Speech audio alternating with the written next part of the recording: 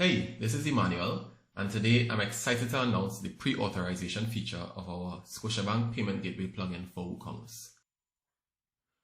Now, before we get into the specifics of the feature itself, let's talk a little bit about what pre-authorization is. Up to this point, this plugin has supported what's commonly known as one-pass transactions. And what that means is that when a customer on your website checks out, the money is sent directly from their credit card account straight to your account as the merchant in one go. The difference with pre-authorization is pre-authorization doesn't actually take the funds. It sort of sets the funds aside. It ensures that the customer has those funds in their account and sets it aside until you, the merchant, decides to capture it. Now, the merchant generally just has a couple of days to capture it, but this option might be good for a couple different scenarios with regard to online business. Now, let's just say you're an online B2B store and somebody orders bulk. They order in bulk from your store. And you realize after a customer has ordered something that they ordered 10 items, but you only have 7. And you contacted the customer and they are okay with taking the 7 items. When you do up your final invoice, you will realize that the price on your invoice is less than what the customer has been charged, or the amount that has been set aside on the customer's credit card account. What pre-authorization allows you, the merchant, to do is to go into the administrative area and only capture the amount that is on the final invoice. So let's just say the customer was charged $100, and when you did your calculations and you came up with the final invoice, they should only be charged $90. You can go and capture $90 out of the $100. So with that said, let's just take a look at how this feature works. What I'm going to do is I'm going to go to the back end of our WordPress website so I can just show you a new setting that is now included with our Payment Gateway plugin.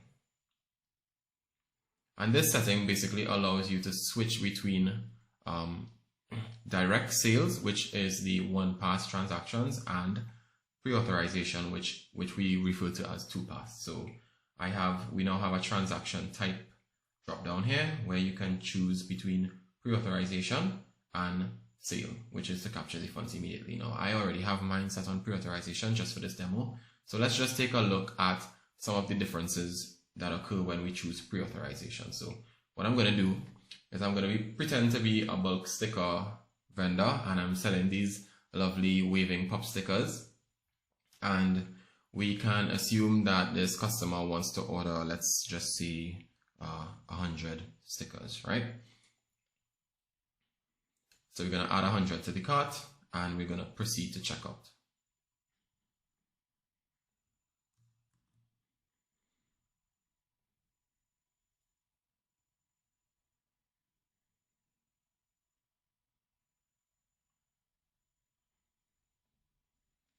I'm just going to enter my test card details.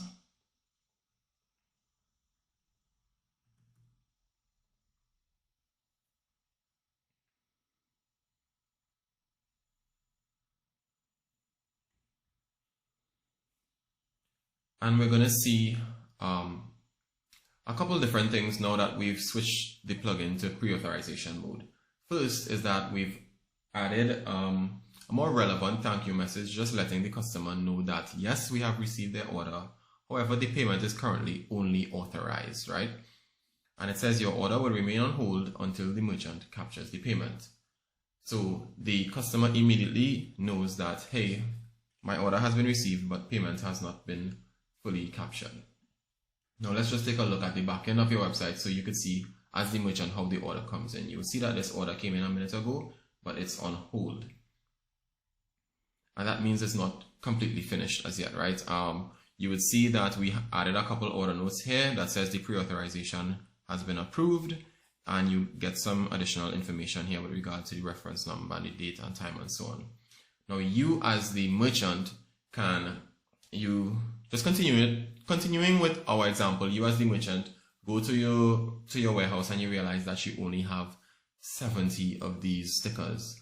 And you call the customer and you say, hey, we only have 70. The customer says, I'm willing to take the 70. Okay, great.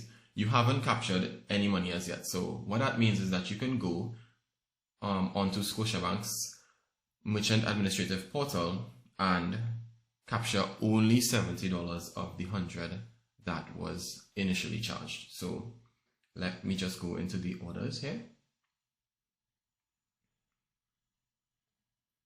Scotia's platform is great because they actually offer partial capture of funds. Not all gateways offer partial capture. So you would see here that you have a field that says enter amount for completion. And like I said before, you have a couple days to capture the funds. So what you would want to do here is enter 70, for example, and you click that button that says completion to finish the transaction. It will not allow you to enter a value that is greater than the initial amount that was captured. So what I'm going to do is I'm going to say capture 70. And you see approved, $70 debited. And just to go back into our transaction here on Scotiabank, it will give you some additional information. So it says $100 was authorized and then $70 was captured.